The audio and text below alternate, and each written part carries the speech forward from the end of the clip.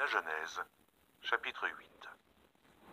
Dieu se souvint de Noé, de tous les animaux et de tout le bétail qui était avec lui dans l'arche. Et Dieu fit passer un vent sur la terre, et les eaux s'apaisèrent. Les sources de l'abîme et les écluses des cieux furent fermées, et la pluie ne tomba plus du ciel. Les eaux se retirèrent de dessus la terre, s'en allant et s'éloignant, et les eaux diminuèrent au bout de 150 jours. Le 7e mois, le 17e jour du mois, l'arche s'arrêta sur les montagnes d'Ararat. Les eaux allèrent en diminuant jusqu'au 10e mois. Le 10e mois, le 1er jour du mois, apparurent les sommets des montagnes. Au bout de 40 jours, Noé ouvrit la fenêtre qu'il avait faite à l'arche. Il lâcha le corbeau qui sortit, partant et revenant jusqu'à ce que les eaux eussent séché sur la terre. Il lâcha aussi la colombe pour voir si les eaux avaient diminué à la surface de la terre.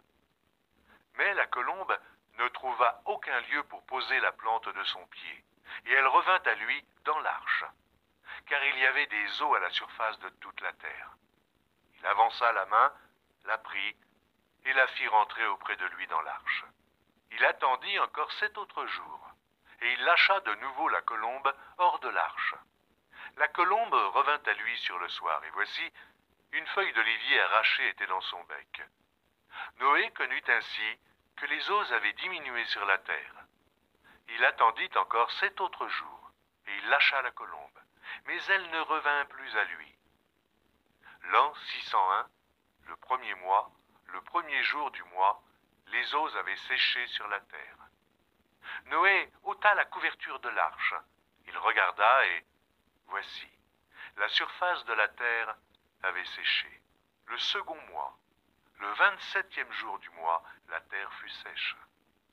Alors Dieu parla à Noé en disant, « Sors de l'arche, toi et ta femme, tes fils et les femmes de tes fils avec toi. Fais sortir avec toi tous les animaux de toute chair qui sont avec toi, tant les oiseaux que le bétail, et tous les reptiles qui rampent sur la terre.